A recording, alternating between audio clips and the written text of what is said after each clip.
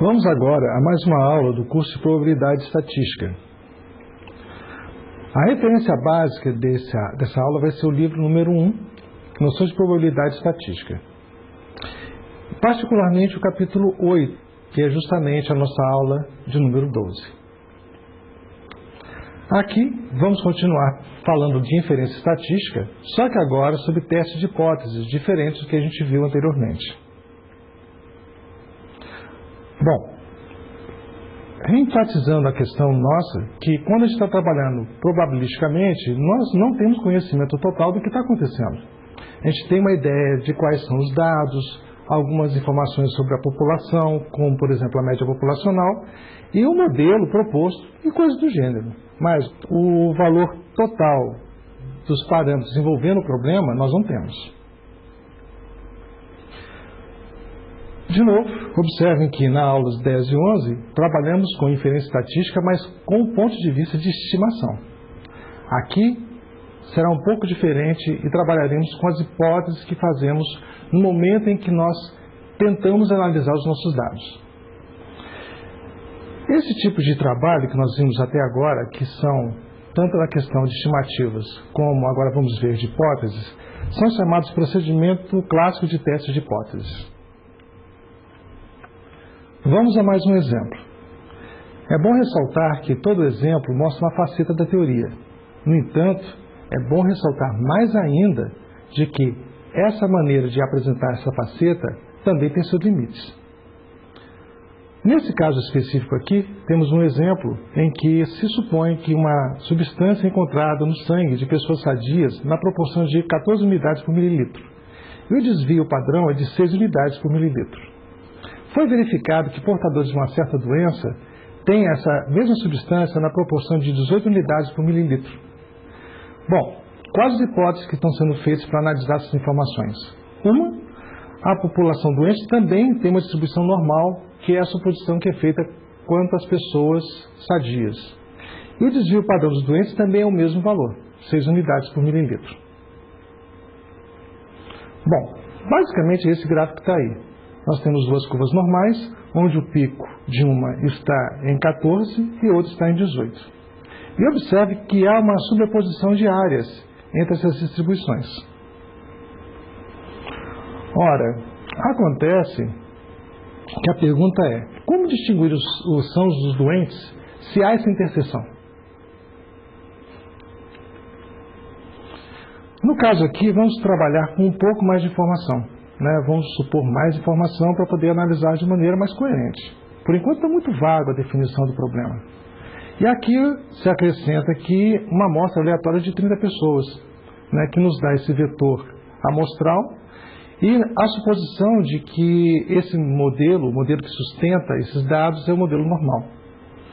Bom, e aí, nesse caso, eu posso ter dois valores para a média, 14 e 18. A questão é, como é que eu distingo uma da outra? Vamos falar de novo essa questão. Como é que eu distingo um caso dos doentes dos casos dos sadios? Podemos, assim, vagamente dizer que se por acaso o valor que for medido nos pacientes foram muito próximos de 14, então eu vou considerar essa pessoa sadia. Se por acaso for próximo de 18, eu vou considerar essa pessoa doente. Só que observa como é que as coisas são vagas, Próximo? Que diabo quer dizer próximo? Então vamos tentar analisar isso com um pouco mais de cuidado. E observe que quando tem situações similares a essa, temos que fazer um estudo probabilístico do problema, que inclui testes de hipótese, que nós estamos fazendo hipótese no momento. Vamos agora a um outro exemplo para esclarecer algumas facetas que teremos que estudar. No caso aqui, temos o equipamento eletrônico que vai ser submetido a um teste de choque. E no final das contas, a gente quer saber qual a probabilidade P que ele falhe, depois de um determinado número de ensaios. Aqui vamos observar o seguinte, nós vamos usar P igual a 0,4, que é a probabilidade de acontecer isso, e vamos ver se o modelo geométrico modela essa situação. Então observe que nós não estamos testando parâmetros aqui, nós estamos testando o modelo. Novamente, vamos colocar um pouco mais de informação nessa questão. Vamos supor que temos 80 equipamentos e vamos fazer uma série de ensaios de tal maneira que a gente vê qual o 10º ensaio que vai provocar a falha. Muito bem. O que a gente pensa em fazer então? Vamos testar um modelo, pegamos a massa de informação, criamos categorias desses testes e aí vamos comparar com o modelo geométrico. E se por acaso for próximo do modelo geométrico, pronto, a gente pode dizer que o modelo é válido. Bom, não adianta muita coisa. Afinal de contas, que diabo é próximo quando está trabalhando com modelos? Bom, vamos dizer que quer dizer próximo ou não muito diferente de. Uma proposta é esta. Nós vamos trabalhar com a ideia de distância entre as distribuições. Onde eu tenho aqui os valores esperados, denotados por E com o índice, e os valores observados, colocados como O com o índice. Nós medimos a distância euclidiana dividido pelo valor esperado e obtemos um parâmetro que eu chamei de Q2. Esse parâmetro vai nos dar uma ideia de o quão próximo nós estamos do modelo que estamos aferindo. É claro que observe que isso não serve apenas para o caso do modelo exponencial, serve para outras situações também. Estamos apenas usando esse problema como modelo, para mostrar a questão do teste de hipóteses e testar o modelo. Muito bem. Vamos ver então as situações que já apresentamos até agora nesses dois exemplos. Num deles, nós estamos trabalhando em cima da média populacional. E no outro, estamos trabalhando sobre a distribuição de probabilidade. Num a gente questiona e analisa a média populacional, no outro a gente questiona e analisa a distribuição de probabilidade. Uma recomendação que eu faço é que vocês façam os exercícios da seção 8.1, porque lá tem vários exercícios que trabalham em cima desses questionamentos. Não são exercícios que você chega a um resultado final numérico, são exercícios conceituais, que são muito interessantes para você entender direito essa questão de quando é que eu trabalho com o modelo, quando é que eu trabalho com os parâmetros. Bom, voltamos de novo ao primeiro exemplo.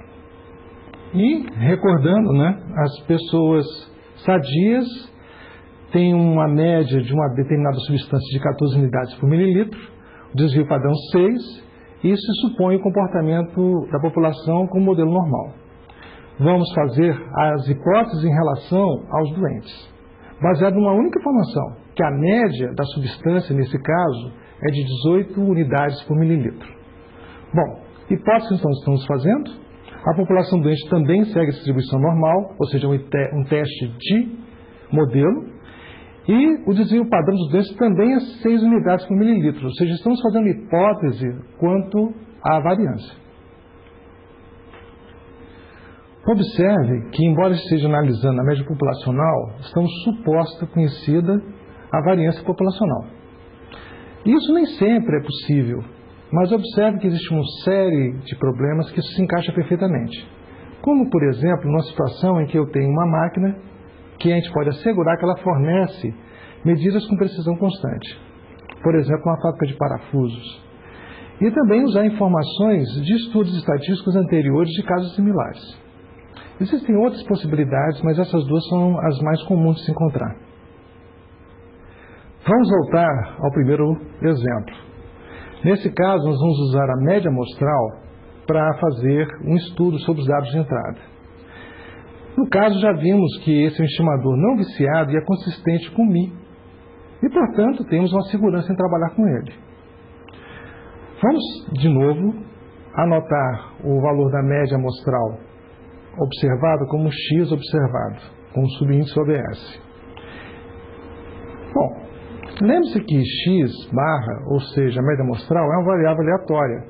E mesmo se a gente trabalhar com a média μ igual a 14, vamos obter valores que são superiores a 14. Ou seja, entrar na área dos doentes, da faixa dos doentes. Bom, vamos então tentar ver como é que a gente pode definir, criar um critério para os valores selecionados e que vão surgir com a média amostral. Para isso, eu vou definir um x crítico, x subíndice C, que vai dar a referência para a gente do que a gente vai considerar doente ou são. A questão básica que dá para sentir é que esse valor deve estar entre os valores das médias. E vamos tentar ver como é que a gente pode avaliar isso. Para facilitar isso, vamos olhar a figura que aparece agora. Então, o XC é um ponto entre as médias μ igual a 14 e μ igual a 18. Ou seja, ele está entre as distribuições centradas em 14 e 18. A questão básica não é só determinar qual é o valor crítico, é também qual a segurança que eu tenho desse valor crítico. Bom, observe que o que a gente está analisando é se um tratamento que vamos fazer com os pacientes doentes vai ser efetivo ou não. Então, observe que isso trabalha com duas hipóteses. Uma das hipóteses eu vou chamar de hipótese nula, que vai ser simbolizado por H0.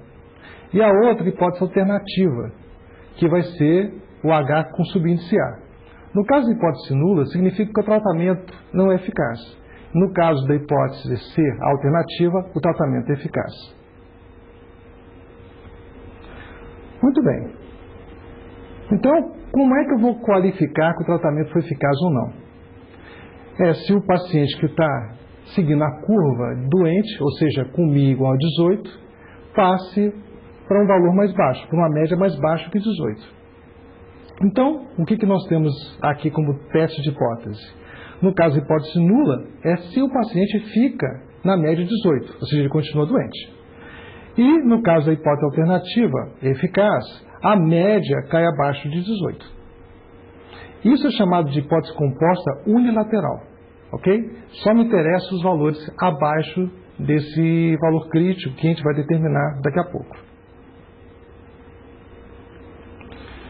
Outra maneira de analisar essa situação é pela hipótese bilateral, ou seja, nós vamos trabalhar com a seguinte condição. Se por acaso a média cair abaixo de 18, então o tratamento é efetivo e benéfico. Se por acaso a média ficar em 18 ou é maior que 18, então o nosso tratamento é danoso. Com isso temos duas hipóteses, um pouco diferentes da anterior.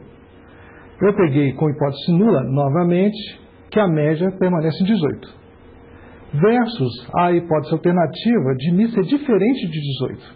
Ok? Por isso que é bilateral. Para trabalhar dos dois lados da média. Por uma conveniência técnica, a gente sempre deixa igualdade com a hipótese nula. Muito bem.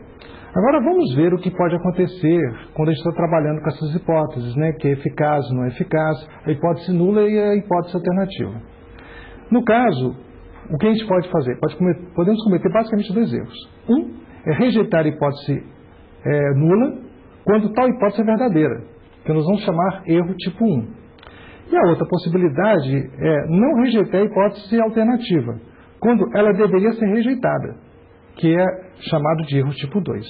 E temos essa tabela trabalhando aí para esclarecer um pouco a relação que temos entre hipóteses verdadeiras e a decisão de rejeitar e não rejeitar. Vamos voltar ao primeiro exemplo.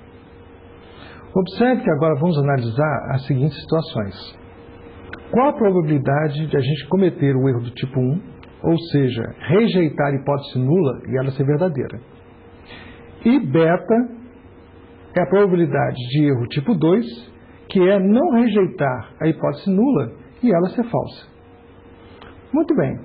No caso específico do nosso problema, alfa é a probabilidade de concluir que o tratamento é eficaz, quando na verdade ele não é.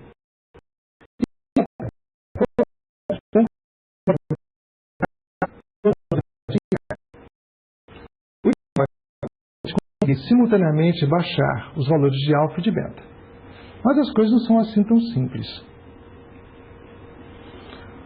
Nesse gráfico fica fácil perceber a questão. Porque à medida que eu mexo no valor crítico, eu aumento uma probabilidade e diminuo a outra. Se eu desloco o ponto crítico na direção da curva dos doentes, eu aumento o alfa na medida que eu diminuo o beta. Se eu faço o contrário, aumento o beta à medida que diminuo o alfa. De uma maneira geral, o que a gente deve fazer então? Evitar o erro do tipo 1, ou seja, tentar minimizar o valor de alfa. Vamos agora supor que alfa é conhecido. E a partir daí, vamos tentar calcular qual é o ponto crítico. Bom, novamente, alfa é o quê? A probabilidade de acontecer o erro do tipo 1, rejeitar a hipótese nula e ela ser verdadeira. No caso específico, para o cálculo direto, nós temos então que ver o seguinte: qual é esse valor xc tal que, tendo médio 18, nos dê uma estimativa do nosso valor. No caso específico aqui, o que eu estou fazendo? De novo, eu estou pegando, normalizando, trabalhando com a normal, usei aquela forma de transformação, usando que a média é 18, que o número de casos é 30 e que a variância é 6.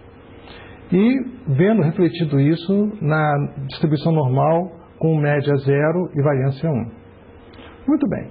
Então, se a gente tem um valor de alfa, a gente consegue o valor de ZC, ou Z crítico, na tabela normal, que é a transposição do X crítico para a tabela normal Z crítico. Tendo isso, a gente pode calcular então o ponto crítico, tendo o valor de ZC. Muito bem. E temos isso. É apenas uma questão de algebrismo simples. E, a partir desse momento, nós podemos pegar, fazer uma hipótese sobre a probabilidade, alfa, ou seja, nesse caso, fazemos a hipótese de 5% de acontecer o erro do tipo 1, e com isso, examinando a tabela, chegamos à conclusão que o ponto crítico está em 16,2. Ou seja, o método é eficaz se a média observada for menor que 16,2. Mas isso não basta, porque no final das contas a gente quer analisar os dados estatísticos e esses valores são todos aleatórios. O que vamos trabalhar agora é a chamada região de rejeição, ou região crítica, onde estão os dados que a gente vai trabalhar. E vamos analisar a nossa média amostral a partir dessa região crítica. Nesse caso específico, o que a gente vai trabalhar então? Essa região crítica é definida como a região de valores de x que é inferior a 16,20. Vamos denominar a região da excitação complementar da região crítica. Se a gente pegar, por exemplo, vamos dizer que a gente pegou uma massa de dados e chegamos à conclusão que o x observado é 16,04. Olha, se isso é verdadeiro, observe que esse valor pertence à região crítica. E se pertence à região crítica, temos que rejeitar a hipótese nula, ou seja, não é efetivo o tratamento, com um nível de significância de 5%, que é o valor de alfa. Graficamente, isso pode ser exposto dessa maneira, né? Observe que os valores abaixo de 16,20 é a região de rejeição, com uma avaliação de 5%. De forma similar, a gente pode trabalhar, como no caso unilateral, também com as situações bilaterais. A diferença é que a região de rejeição é composta de duas partes disjuntas. Vamos exemplificar com um caso um tanto quanto geral. Vamos supor que μ é conhecida, vou chamar de μ0, e que a hipótese alternativa e nula sejam 1, a nula, com a igualdade, como eu disse antes, μ igual a μ0. E a hipótese alternativa μ diferente de μ0. Bom, com isso a gente cria uma região crítica que é dividida em duas partes. Nós temos dois pontos críticos, que nós estamos chamando de XC1 e XC2. Observe que a probabilidade, na verdade, é integral da nossa distribuição. Portanto, a área da região crítica se confunde com a probabilidade de acontecer erro do tipo 1. Como a densidade normal é simétrica, nós temos que as regiões são iguais de um lado e de outro, em torno da média. E, portanto, vamos ter a probabilidade da média amostral ser menor que o primeiro ponto crítico, como alfa sobre 2. E a probabilidade da média amostral ser superior ao ponto crítico ser igual a alfa 2 sobre 2 também. Graficamente fica mais fácil de perceber o que eu estou dizendo. É isso. Tá? Temos essa fatia, essas caudas da distribuição normal, sendo as probabilidades alfa sobre 2, somando no total alfa. Mais um exemplo. Nesse caso, estamos fazendo um teste de uma substância que se supõe afetar o tempo de reação das cobaias. E obtivemos esses 10 valores aí nas medidas numa determinada experiência. Vamos supor que o modelo é normal, que a média é 8 e o desvio padrão é 2, através de análise de um problema parecido. Só que o pesquisador desconfia que o tempo médio realmente sofre alteração com essa substância. A gente vai verificar isso. Bom, nesse caso as hipóteses são: 1. Hipótese nula, as cobaias apresentam tempo de reação padrão, ou seja, não há nenhum efeito da substância. E hipótese alternativa, as cobaias apresentam tempo de reação alterado. Agora vamos reunir os dados que temos com as hipóteses. E com o caso, na hipótese nula, fica que μ igual a 8 e a alternativa é que μ é diferente de 8. Vamos trabalhar em cima da média amostral e supondo que ela tem uma distribuição normal, com a variância 4 sobre 10, já que 10 é o número de dados que tem e o desvio padrão vale 2. Com isso, vamos tentar determinar qual a região crítica do nosso problema. Vamos aqui fixar que alfa igual a 0,06, ou seja, 6% de probabilidade de dar o erro tipo 1, e vamos seguir os cálculos baseados nessas informações que eu tenho, a média e a suposição da existência dos pontos críticos. Ora, elaborando isso e fazendo a transformação para a distribuição normal centrada em 0 com variância 1, nós temos que essa equação. Nós temos que determinar ZC1 e ZC2, cuja probabilidade é igual a 0,06. Muito bem. Com isso, nós conseguimos determinar quanto é que vale ZCJ. Ou J vale 1 ou 2, dependendo do ponto crítico que a gente está trabalhando. Vamos lá. Com isso, conseguimos verificar na tabela normal que os pontos críticos são menos 1,88 e 1,88, né, já que a figura é simétrica. A partir daí, calculamos quais são os pontos críticos. No caso, 6,8 e 9,2. Tendo finalmente a nossa região crítica. E continuando esse processo, nós verificamos pela média dos resultados que nós temos, que o valor encontrado é 9,1. Observe que 9,1 está fora da região crítica. Portanto, a gente tem que aceitar a hipótese nula com significância de 6%, que é o valor de alfa. O resultado, no final das contas, é que indica que o tempo de reação das cobaias não fica alterado com a tal substância pesquisada. Podemos fazer um pouco mais do que isso. Qual a probabilidade de acontecer o erro do tipo 2? É a outra pergunta que sempre surge. Então, de novo, a região crítica é a mesma e a análise que a gente vai fazer é do complementar. Então, observe que, nesse caso, nós temos que beta é função de μ. E com μ igual a 9, nós podemos fazer o cálculo dessa probabilidade. Nesse caso, vamos trabalhar com a média 9. Depois da sequência de cálculos, chegamos à conclusão que a probabilidade de concluir de forma equivocada que H0 é verdadeira é de 62,52%. Vamos falar agora da função poder, que é denotada como π de μ, é a função da média. No caso, ela é definida como a probabilidade de rejeitar a hipótese nula. Bom, observe que se a média de tela for em H0, a função poder é igual ao nível de significância alfa. Se μ é um dos valores da hipótese alternativa, a função poder será dada por 1 menos a função beta μ, ou seja, a probabilidade de fazer a rejeição. Ou seja, para o mesmo nível de significância, quanto maior o poder, melhor o teste. No caso do exercício anterior, a gente pode fazer um gráfico dessa função poder.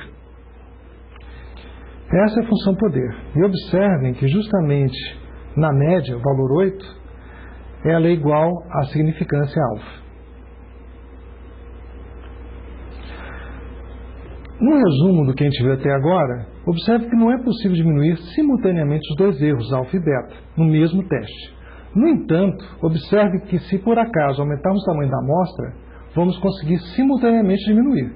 É numa mesma amostra que a gente não consegue diminuir alfa e beta simultaneamente. Mesmo que não se conheça a distribuição da população, claro, a gente sempre pode usar o nosso amigo teorema central do limite para trabalhar nessa situação. Vamos fazer um sumário, então, do que a gente faz quando está trabalhando com teste de hipótese. 1. A gente estabelece a hipótese nula e alternativa. 2. Definir a forma da região crítica, baseada nas hipóteses. Identificar a distribuição do estimador e obter sua estimativa. Fixamos o valor de alfa, obtendo a região crítica, e finalmente concluir o teste com base na estimativa e na região crítica. Mais um exemplo. Temos aqui um relatório que afirma que 40% da água obtida em poços artesianos no Nordeste é salobra. Acontece que ficou meio polêmico aceitar ou não esse relatório. E para evitar dúvidas, o que se fez? Pegaram 400 pontos, 400 poços, e 120 deles tinham água salobra. A pergunta é, qual a conclusão que se chega para um nível de 3%? Vamos construir o teste então. Primeiro, definimos hipóteses. O parâmetro de interesse é a proporção P dos poços com água salobra. Para a informação fornecida, temos o teste bilateral, onde a hipótese nula é P igual a 0,4 e a hipótese alternativa é P diferente de 0,4. Sabemos que o melhor estimador para P é a proporção amostral, que nós já vimos que é muito bem comportado, cuja distribuição pode ser aproximada para o modelo normal, como vemos aí. Dado esse teste bilateral, a região crítica também tem um formato que já conhecemos. Temos dois pontos, PC1 e PC2, que são pontos críticos. Vamos agora trabalhar com a hipótese de alfa igual a 3%. E os valores de PC1 e PC2 vão ser calculados baseados nisso. É claro, novamente, nós temos a distribuição simétrica, vamos trabalhar com a probabilidade de 0,03 sobre 2.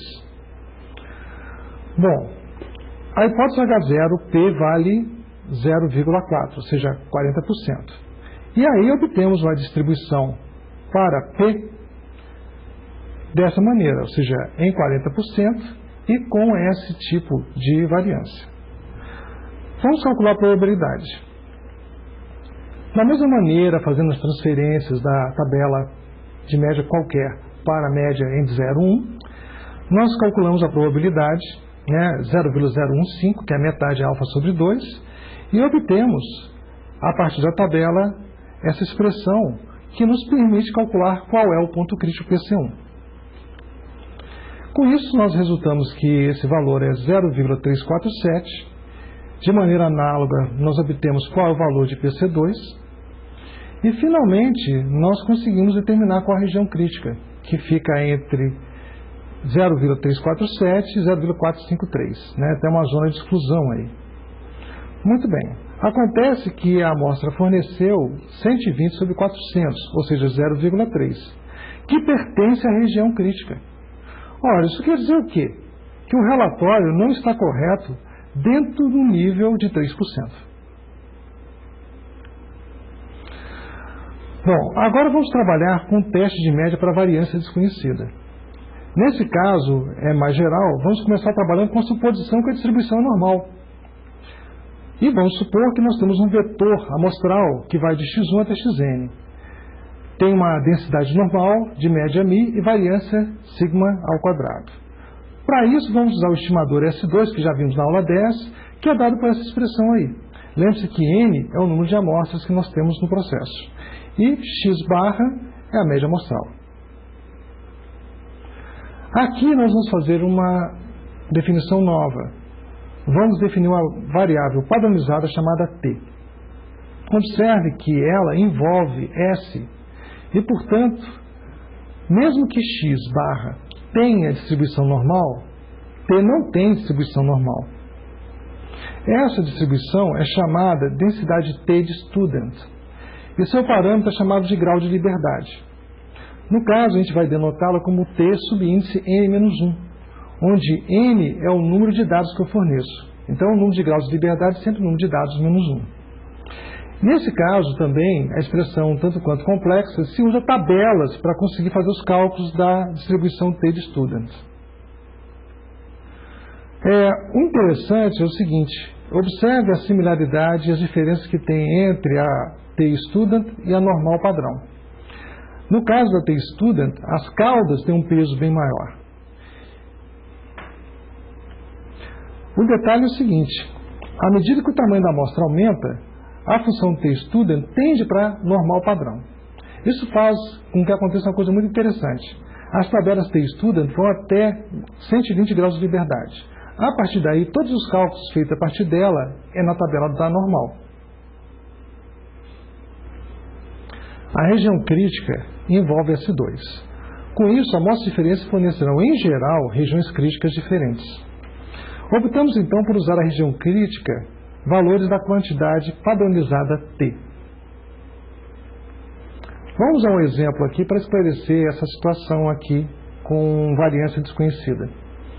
Se investiga se uma doença dos rins altera o consumo de oxigênio desses órgãos. No caso de indivíduos sadios, admite-se que o consumo tem distribuição normal, com média 12 centímetros cúbicos de oxigênio por minuto.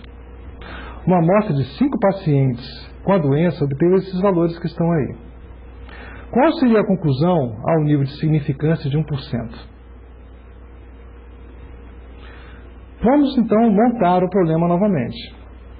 H0, ou seja, hipótese nula, a doença não altera a média de consumo renal de oxigênio. HA, hipótese alternativa, indivíduos portadores da doença têm a média alterada. Vamos examinar essa situação. Em termos de média populacional, estamos testando as hipóteses. Hipótese nula, μ igual a 12. Versus a hipótese alternativa, μ diferente de 12. E a região crítica é essa que apresenta aí na tela. Bom, sendo o desvio padrão desconhecido, vamos usar o estimador e a quantidade T. Partindo da suposição que H0 é verdadeira, nós calculamos o T dessa maneira, né? É a média amostral, menos 12, que é a média, S, que é obtida pela estimação anterior, 5, que é o número de eventos que trabalhamos. E isso vai ser aproximado pela T-student com 4 graus de liberdade. Muito bem. Eu tenho que a probabilidade de T1 ser maior que T é de quanto? 1% dividido por 2, já que a curva é simétrica. Verificando a tabela de student, a gente vê que T1 é igual a menos 4,604. Da mesma forma, a probabilidade de T ser maior que T2, também a metade de 1%, nos dá T2 como 4,604, como era de se esperar simétrico. Esses valores, então, nos dão qual é a região crítica que estamos querendo estudar. Bom, pegando as informações que nós temos, nós calculamos qual é a média amostral observada, 13,90. E, caso da variância, 0,67. Calculando qual o T observado, obtemos 5,18. Ora, T observado está dentro da região crítica. Por isso, a gente decide pela rejeição da hipótese nula, ou seja, a doença tem influência no consumo renal médio de oxigênio ao nível de 1%. Outra coisa que a gente tem que analisar é o intervalo de confiança, que já tínhamos visto em outra aula. E vamos ver o que a gente pode dizer sobre isso. De novo, vamos pressupor que tem uma amostra x1 a xn de valores e vamos supor a distribuição normal e média variância desconhecidas. Portanto, nós vamos fazer com que fazemos a aproximação supondo que a distribuição é T-student. Fixando um coeficiente de confiança gama, que sempre está entre 0 e 1, e vamos usar a tabela de distribuição de student e obtemos a probabilidade igual a esse valor de confiança. Muito bem. Isso nos dá esse intervalo de confiança por essas definições, que é justamente o intervalo de confiança para a média com variância desconhecida. Vamos a mais um exemplo para tentar esclarecer a situação, que na verdade é o exemplo anterior que vamos refinar o grau de precisão dos nossos dados. Muito bem, partindo do valor observado de média e de variância, e estabelecendo um valor de gama igual a 0,9, ou seja, 90%, vamos trabalhar com textura com 4 graus de liberdade e com valor de T, índice gama sobre 2, igual a 2,132. Assim, é uma questão apenas de fazer o cálculo naquela definição e obtemos que o nosso intervalo de confiança está entre 13,9 e 14,71. Muito bem. Observe que com isso reforça a questão de trabalharmos com a hipótese de que essa doença realmente gera mudança no consumo de oxigênio dos rins. Para o caso no normal, não podemos usar as técnicas que trabalhamos no momento, ou seja, vão ser necessários utilizar técnicas não paramétricas. Uma alternativa a essa situação é você novamente trabalhar com a amostra suficientemente grande e trabalhar com o teorema central do limite. Aqui encerra a aula número 12 do curso de Probabilidade Estatística e espero que vocês façam exercícios relativos a essa aula e conversem mais intensivamente com os tutores, porque logo depois, daqui a pouco, vamos ter as provas. Muito obrigado.